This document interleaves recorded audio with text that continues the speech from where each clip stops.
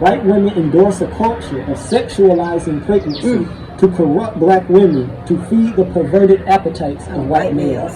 Okay, so this is a huge topic because when we're talking about sexualization, we have to understand for white people, sex is always about power. It's about domination. It's about exploitation. So when we're talking about the sexualization of pregnancy, we're talking about white people corrupting our images of the life-giving process so that it's of no benefit to the child or the community.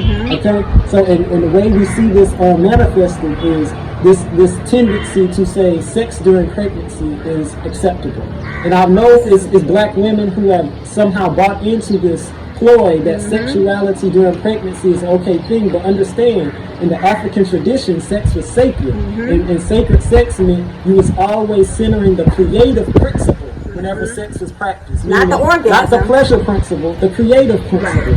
Not the orgasm, as my wife says, the creative principle. So when you're nurturing that creative principle, that means anytime there's a release of life energy from that man or woman, that life energy should be transmuted into something that is a benefit to the wider society. Okay? And what white people say, they say, no, you can have sex just for the orgasm. What's the problem? So, and just scientifically, we break this down in our book, the father trimester. So this is not just something on a spiritual level that we should cease doing, but even on a scientific level, this makes no practical sense. And this is why you don't see animals in the animal kingdom having sex during pregnancy. Nor when they're lactating. Nor when they're lactating, that's right. It's not just during pregnancy, but also in the postpartum period. Right, but these are things that when you live in an over-sexualized society, that sounds like torture to you. Because your whole being, everything you think about is sex-centered because you're around your rugu and everything. They can't exert their power without sex. Yes. This is why you have BDSM. Yes.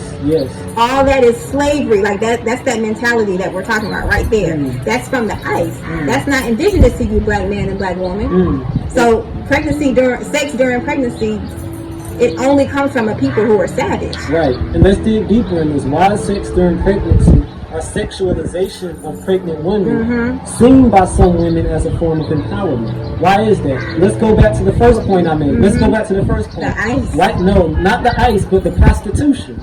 The prostitution. Prostitution, remember, originated as a form of economic empowerment for white women. That means there's a linkage in the white woman's mind between sexuality for male pleasure and their empowerment. In the African system, sexuality was never for the man's pleasure. It was for the community's benefit.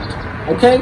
So when you make that equation, that Yoruba equation in your head, that sexuality for male pleasure equals female empowerment, then when you're giving life to the world, you do what? You revert back to the sexualization because sexualization equals empowerment. See, so we have to destroy these false equations that are coming from our enemies and return to the African equation that says sex is sacred, sex is a rites of passage that leads us to our higher self, which is our mother and our father's self, not the prostitute, okay? Not the prostitute. We shouldn't be going in public pregnant with lingerie on.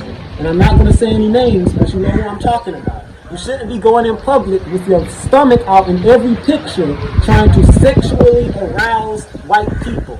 That is not what African people do. That is what Yoruba people do. Right. And we also I've heard people say, well, sex during pregnancy jumpstarts labor. You know what else jumpstarts labor? Rolling down the steps. It's a lot of things that can jumpstart labor. That does not mean so, but you see how we will literally fixate and find ways and loopholes as to reasons why we have to engage in sex for the orgasm. If it's not life centered, if it's not creating life, why are you fixated on it? You see what I mean? So, but this is why we have to redefine and restructure who we are getting our information from. Because they've implanted a lot of things within us that were not there originally. And one of those things is being sex-centered. Orgasm-centered. No, they're child-centered and creator-centered. And in the book, we detail how sex during pregnancy affects the baby. Yes.